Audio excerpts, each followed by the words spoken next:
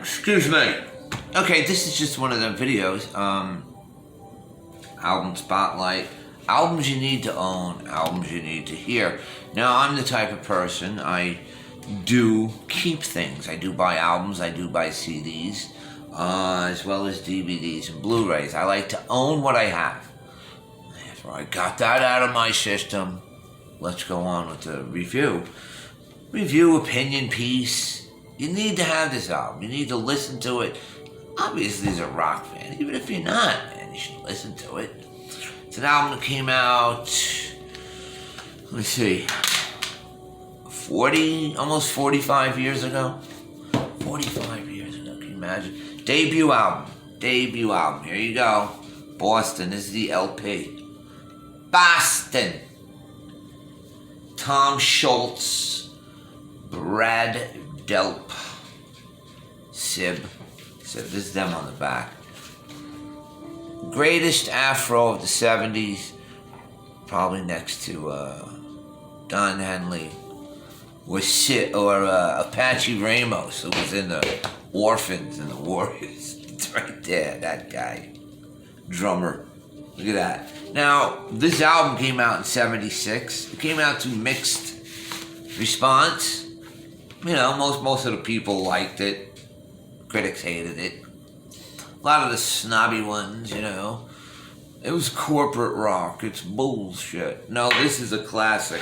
This album alone is, here's the CD. It's a remastered one. I don't know. I just got it. Because, you know, I said, I had the album, but I said, you know what? $5, Walmart. Let me listen to it again, download it on my computer. Because, like I said, once again, I like to own this stuff. Gives a brief history of the band and its members. You know, a little packaging. You open it up, tells you who played what on what song.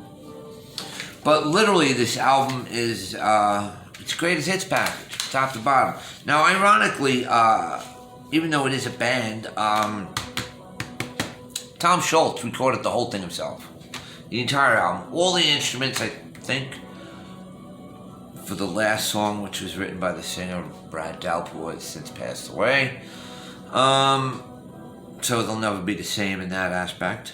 They're still lingering about. I think they put albums out every so infrequently. Maybe they got 4 albums, I think.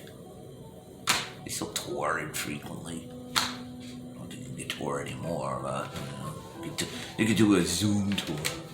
But anyway, most of these songs were written prior. Like Brad, this dude's from MIT. He's working for Polaroid. Obviously, high IQ genius. He's up there. So he's like, hey, you know, I don't want to do this no more. I'm going to be in a rock band. I don't have a rock band, so guess what? I don't have a studio. I'll create the studio in my basement, and I'll replay and record every single instrument on the album. And quite an album, a greatest hits, first album, complete greatest hits album. More Than a Feeling. How often they use that in commercials? It's like such an iconic song. Peace of Mind, once again, Foreplay and Long Time. That's just straight up prog rock. Probably one of the most famous prog rock songs of all time, next to like something Yes would have done. Rock and roll band, Smoking, Hitching a Ride. Now, Something About You and Let Me Take You Home Tonight, I think were recorded around the time of this album. But everything else was older stuff, really irrelevant. And then the last song was recorded by the singer.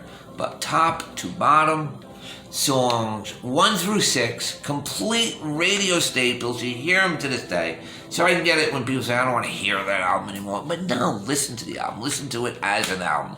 Go buy it. Probably find it at a second-hand store for $0.25. Believe me, they own it. Own these things.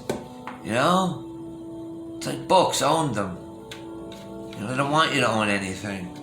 You could stream it, but you don't own it. You could disappear like that. They could take it from you like that. That's complete 2030. I ain't got time. The people actually, like, almost make fun of people who collect, not albums, because that's kind of cool, vinyl, you know, but like DVDs and CDs, and like, They look at you like you're an eight-track tape player hoarder or something. What are you gonna do with it? But I like doing it. I like to look at the pictures. I like to read the lyrics. Maybe I want to listen to the whole album. Maybe I want to put the album on, clean the house. You could do. I guess you could do that with streaming, but there's just something about ownership, which, ironically, like I said, Agenda 2030, according to the UN and the World Economic Forum and Klaus Schwab, you will own nothing. Maybe the clothes on your back, everything else will be rented or supplied to you, including your pots and pans. But anyway, I know I went way off sidetrack on this, but this album, fantastic. I mean, I'm not going to break down every song. It's not what I do. I'm not a musician. But you can hear the musicianship on here is fantastic. This album is a must-have for any rock fan's collection. Put it on. I mean, I don't care what music you predominantly listen to. You can't deny the genius of this record. There you go. I think it sold like 17 million copies in the US alone, like 30 million copies worldwide. One of the biggest sellers of all time.